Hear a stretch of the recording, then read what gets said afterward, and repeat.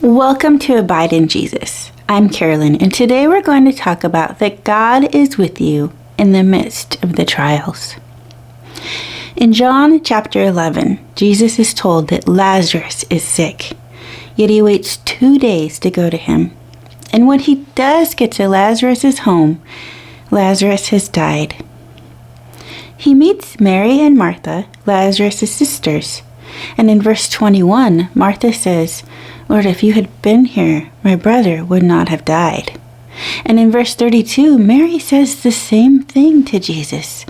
"If you had been here, my brother wouldn't have died." Can you just feel the question in their hearts? Where were you? Why weren't you here? You could have healed him and he wouldn't have died. Don't you care? Sometimes we can ask the same question of God too, can't we? Where were you when this awful thing happened? Lord, they say that you are all powerful. They say that your name is above every name. Then where are you in all of this? Where are you in all of this darkness?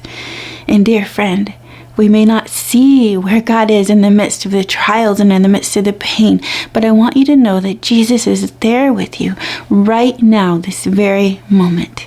He is comforting you, and there is more for you than this darkness that you are in. When you read the rest of John chapter 11, you will see that Jesus raises Lazarus from the dead. So in the midst of this darkness, in the midst of him waiting, in the midst of having a delay in his answer, and in the midst of the questioning from Lazarus' sisters, where were you? Why weren't you here? If he were here, he wouldn't have died.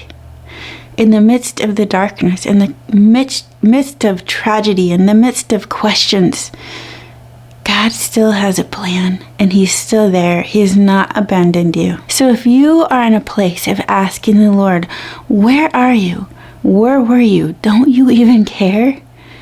Come before the Lord today, and instead of asking him, where are you? Where were you? Say, Lord, I trust you with this situation. Help me to see you move in ways I never imagined here.